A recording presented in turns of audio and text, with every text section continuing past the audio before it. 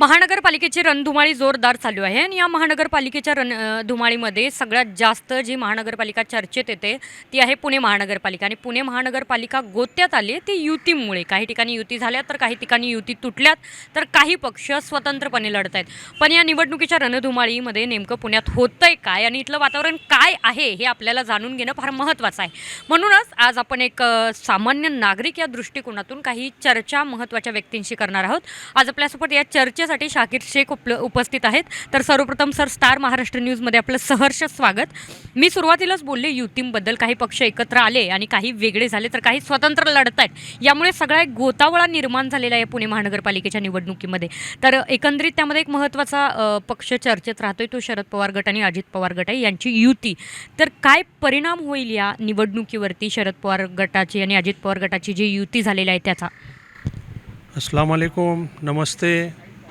शरद पवार और अजित पवार की युति इसलिए हुई है क्योंकि इनका एक मकसद है कि बीजेपी जो पार्टी है इसको सत्ता से दूर रखने के लिए पूना महानगर पालिका में उनका मेयर ना बने, उसके लिए भी बनाया। और अगर इनकी युति नहीं होती तो बीजेपी के नंबर बढ़ जाते और बीजेपी का मेयर बनता। एक तो ये मुद्दा है।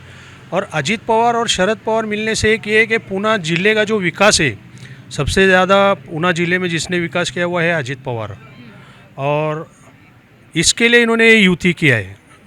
और हमारे लोगों का ऐसा बोलना है कि तुतारी है, शरद पवार है। शरद पवार साहब का भी मुसलमानों के साथ योगदान अच्छा रहा है, अजित पवार का भी कई जगह पर मुसलमानों के लिए योगदान अच्छा रहा है, इसलिए ये एक होकर बीजेपी को दूर रखने के लिए मिले हैं। दूसरी बात, हमारे इलाका जो कोंडवा है, इसके अंदर जो पॉलिटिक्स इस वक्त हो रही है, जो पुराने लोग हैं, जूने लोग हैं, वो लोग कोंडवा की पुरानी हिस्ट्री जानते हैं। जिसने यहाँ 20 साल 25 साल राज किया, उन्होंने कोंडवा का जो हाल किया, ये जो पुराने लोग हैं सबको मालूम है क्या हुआ है और क्या नहीं हुआ है। और हाजी फिरोज हो गए, रईस सुंडके हो गए, हाजी अब्दुल गफूर पठान साहब हो गए, इन्होंने कोंडवा में विकास किया है।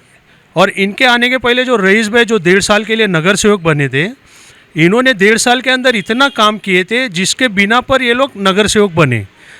फिर रिपीट वापस यही इंशाल्लाह नगर सेवक बनेंगे। उसकी वजह ये है कि इनको कॉरपोरेशन का तजुर्बा है।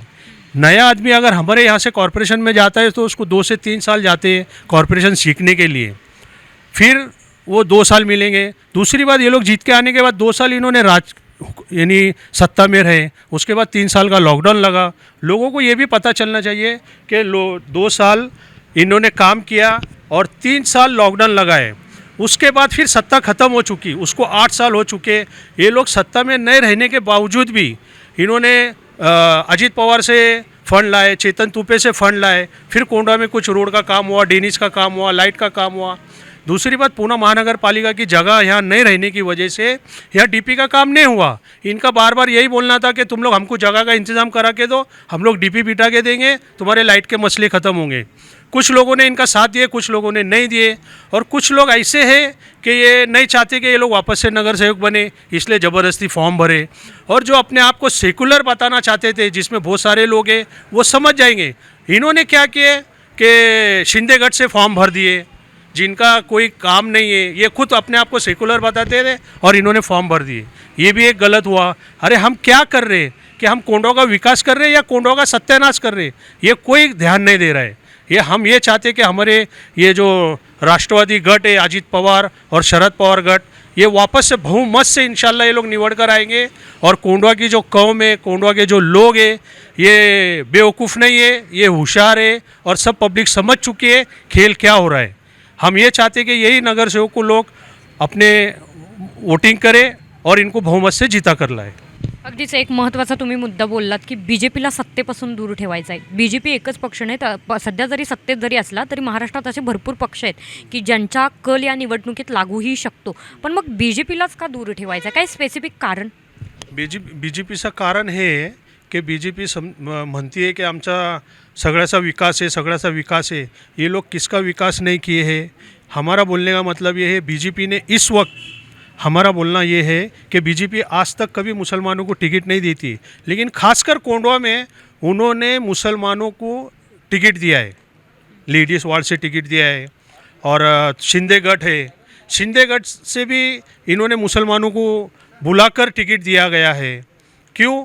क्योंकि सिर्फ उनकी छवि ये है कि यहाँ से ये लोगों को दूर रखना है। यहाँ जो हमारे उम्मीदवार है, जो रईस भाई हाजी फिरोज है, हाजी गफूर पठान है, इनके अपोज में मुसलमानों को उतारा गया, जबकि दिग्गज लोग यहाँ बैठे हैं, उनको बिठाकर इन्होंने मुसलमानों को बुलाकर टिकट दिया गया। हमारे लोग समझदार है और होशियार है, हम समझ सकते हैं कि ये लोग इंशाल्लाह राष्ट्रवादी तुतारी को ही वोट देंगे। खूप खूप धन्यवाद. इतक्या निवडणुकीच्या गडबडीमध्ये सुद्धा तुम्ही वेळ काढून आम्हाला मुलाखत दिली त्याबद्दल. नेमकं हे जो कोंडवाचा प्रभाग हा जो चर्चेत राहतोय, कारण अल्पसंख्याक लोकांची इकडे मतदान संख्या ही जास्त आहे आणि BJPने जे आपले कॅन्डिडेट उतरवलेले आहेत तेही मुस्लिम प्रवर्गातील आहेत. त्यामुळे नेमकं इथला कल कोणाकडे जातोय, कोण निवडून येते हे तर पाहणं महत्त्वाचं ठरतंच आहे. पण महापौर पदाला गवसणी कोण घालणार हे सुद्धा पाहणं तितकंच महत्त्वाचं आहे. जर तुम्हाला रोजच्या रोज या सगळ्या अपडेट जाणून घ्यायचे असतील तर पाहत राहा स्टार महाराष्ट्र न्यूज. नवनवीन घडामोडी पाहण्यासाठी स्टार महाराष्ट्र न्यूजला सबस्क्राईब करा आणि ताज्या बातम्यांचे अपडेट मिळवण्यासाठी बेल आयकॉनला प्रेस करा आणि परिपूर्ण बातमी बरोबर रहा, इतरांपेक्षा एक पाऊल पुढे.